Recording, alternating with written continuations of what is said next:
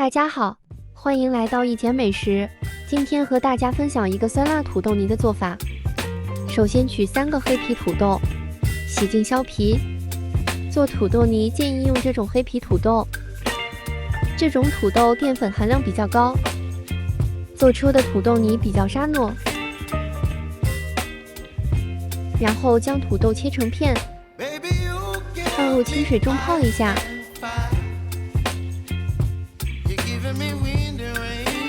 取3根酸黄瓜条，先将酸黄瓜切成条，再切成小丁，最后切成末，放一边备用。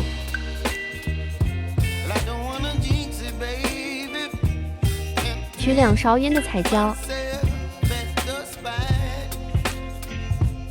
将其切碎，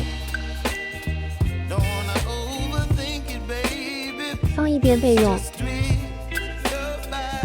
切一些葱花备用。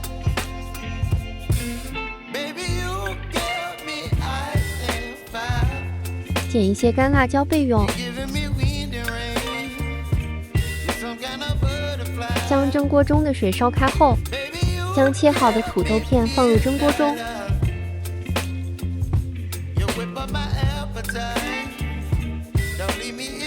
盖上锅盖蒸20分钟。在蒸土豆的同时，我们来炒一下酸黄瓜。起油锅烧至6成热，加入切好的酸黄瓜，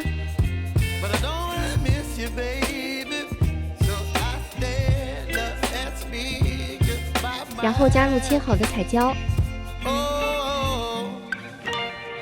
快速翻炒几下，加入1小勺盐，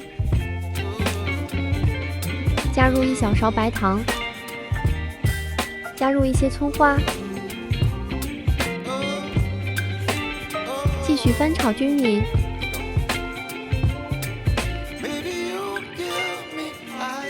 盛出备用。另起油锅，我们炸一些辣椒油，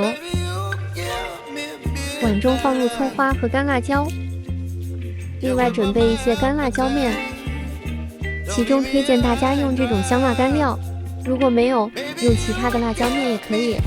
把辣椒面倒入碗中，锅中倒油，油温烧至5成热，在锅中放入香叶、花椒、麻椒、大料，炸出调料的香味。将油倒入辣椒面中，注意油温不能太高，否则辣椒面容易炸糊了。这时我们的土豆也蒸好了，将其取出压碎，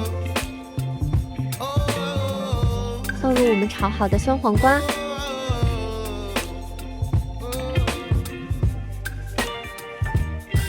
给它搅拌均匀，最好再放入1小勺白胡椒粉，搅拌均匀。在盘子中盛1碗土豆泥，然后再浇上2勺我们炸的辣椒油。土豆的沙糯配合着腌黄瓜的清爽，酸酸辣辣，这味道别提多好吃了。你也快来试试吧！